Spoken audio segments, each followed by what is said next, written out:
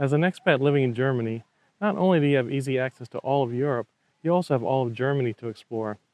Today I'd like to introduce you to another interesting place in Germany that's not too far from Berlin. Let's have a look at a city that's known for its palaces, lakes, film production, and more. This is Potsdam. Los geht's. Let's start with a brief history of this lovely city. Potsdam, which is located about an hour from Berlin, is the capital of the state of Brandenburg. The city, which was founded in 1776 but dates back over 1,000 years, currently has a population of just under 200,000. Historically, Potsdam was the residence of Prussian kings and even the German emperor until monarchy ended in Germany in 1918. Potsdam was also the location of the Potsdam Conference in 1945. This is where the so-called Big Three Allies, Winston Churchill, Harry Truman, and Joseph Stalin, met to divide Germany at the end of the Second World War. The influence of this meeting can still be felt in Germany, as the east and west portions of the country continue to feel divided socially and politically even after the reunification in 1990. Moving on, in southeastern Potsdam lies Babelsberg, which is mostly known for Film Studio Babelsberg, the oldest, large-scale film studio in the world that was founded in 1912. Hundreds of films have been filmed here, including Captain America Civil War, The Bourne Ultimatum, Valkyrie, Inglourious Basterds, and The Hunger Games. Potsdam sits along the river Havel, and it also has around 20 lakes that are located within its city limits. Finally, Potsdam is also home to the University of Potsdam and more than 30 research institutes. Now let's check out some of the main wonderful sites in Potsdam, starting with the palaces. The most prominent and well-known sites in Potsdam are the palaces that all lie within an enormous and very nice park known as Sanssouci Park. These palaces, which together form Germany's largest World Heritage Site, include Sanssouci Palace, which was Prussian King Frederick the Great's summer palace, completed in 1747. The New Palace, which was also built for Frederick the Great, completed in 1769. It's currently being renovated, but it remains open to the public. The Orangerie Palace was built for Prussian King Friedrich William IV and completed in 1864.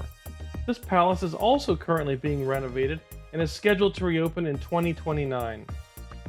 Charlottenhof Palace was the summer home for Frederick William IV and dates back to 1829. There are also lots of other interesting buildings sprinkled throughout the park, like the Sonnenlaube or Sun Arbor, the Chinese House, the Friedenskirche or Peace Church, and more. Beyond Sanssouci, there are even more palaces in Potsdam, such as the Belvedere Palace, a large building on top of the Pfingstberg that was built in 1863 for Frederick William IV as a viewing platform.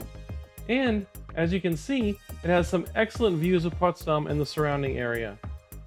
The last palace I want to mention is the Cäcilienhof Palace, which was the site of the Big Three Conference that I mentioned earlier. This palace was completed in 1917, but is currently closed for renovations. Now let's move on to the historic Old Town around the Old Market Square.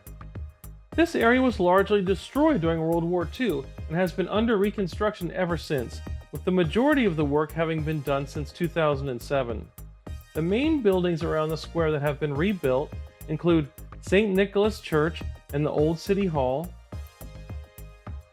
and the Barberini Palace, which currently holds the Barberini Museum, one of my favorite museums in the Berlin area, which is known for its large collection of Impressionist art. Outside of the many palaces and the Old Town, believe it or not, there's still much more to see in Potsdam. First, there's a historic bridge called Glienicke-Brücke, which you may have seen in the Tom Hanks movie Bridge of Spies, as this famously was where captured spies were exchanged during the Cold War. From this bridge you can get some excellent views of the Havel River and Babelsberg Park, which also happens to have its own palace, so there's actually another palace. Back in downtown Potsdam, there are two historic gates that serve as entrances to the downtown. The Brandenburg Gate was built in 1770 and sits directly across from Luisenplatz, where many events are held. For example, here you can see they are just setting up for the annual wine festival. The second gate is Nauener Tor, which was completed in 1755. You can also find the Church of Saints Peter and Paul in the downtown. Another area that I just discovered recently lies just north of downtown, the Russian quarter of Alexandrovka, which dates back to 1825. It's a really interesting area with Russian-style farmhouses, large orchards, and a Russian Orthodox church. They also have a nice cafe set in a beautiful orchard if you'd like to try some Russian tea and other specialties. Once you've seen all the sights, there are also many outstanding dining and shopping options in the downtown. The main pedestrian street, Brandenburger Straße, which runs between the Brandenburg Gate and the Church of Saints Peter and Paul, has tons of great restaurants to choose from and many shops along the entire length of the street and on connecting side streets. Also, not too far from the Church of Saints Peter and Paul is the Dutch Quarter that also offers shops and restaurants in a historic setting of Dutch-style brick architecture. And if you come to visit this quarter, I highly recommend treating yourself to the Dutch specialty puffertjes while you're here. So as you can see, Potsdam has many sites and activities that could easily keep you very busy for several days. I definitely think it's worth a visit.